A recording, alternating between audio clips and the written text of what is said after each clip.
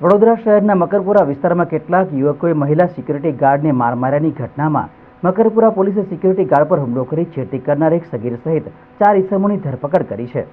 મકરપુરા વિસ્તારમાં હજીરા નજીક નવા કોમર્શિયલ કોમ્પ્લેક્સમાં સિગરેટ પીવાની અને પાન પડીકી ખાવાની મનાઈ હોવા છતાંય કેટલાક યુવકો સિગરેટ પીતા હતા. જે અંગે હાજર મહિલા સિક્યુરિટી ગાર્ડે તેઓને ટોક્યા હતા, જેથી ઉશ્કેરાઈ જઈને કેટલાક યુવકોએ મહિલા સિક્યુરિટી ગાર્ડ સાથે બોલાચાલી કરી હતી અને નજીકમાં આવેલા સલૂનમાં જતા રહ્યા હતા. 10-15 મિનિટ બાદ ફરી તેઓ મહિલા સિક્યુરિટી ગાર્ડ સાથે માથાકૂટ કરવા પહોંચ્યા હતા, જ્યાં મહિલા સિક્યુરિટી ગાર્ડના વાળ પકડીને માથાભારે યુવકોએ માથાના અને પેટના ભાગે માર માર્યો હતો. સમગ્ર ઘટના નજીકના સીસીટીવીમાં કેદ થઈ ગઈ હતી.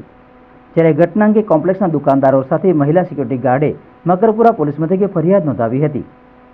જે ઘટનામાં પોલીસે મારામારી અને છેડતીનો ગુનો નોંધીને હુમલાખોરોની શોધખોળ હાથ ધરી.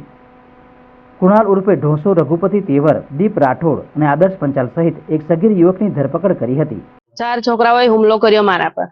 આપ ઓળખો છો એ યુવાનો? એ છોકરાઓ નહીં ઓળખતી મેં, ક્યાં રહે છે, કઈના છે. હા, એ તો હવે જો સાધારણ વ્યક્તિ જેવા નતા લાગતા, કઈ પીધેલા ખાધેલા જ લાગતા હતા. કેમ કે આવો સાદો માણસ હોય તો આટલું બધું ગુસ્સો ના કરે ને જેમ તેમ બોલે નહીં. કશું તો પીતા હતા એટલે છુપાઈને પીવે ને, અને સિગરેટ બીડી પીતા હોય તો ખુલ્લે આમ પીવું જોઈએ ને. સંતાઈને કેમ પીવે છે?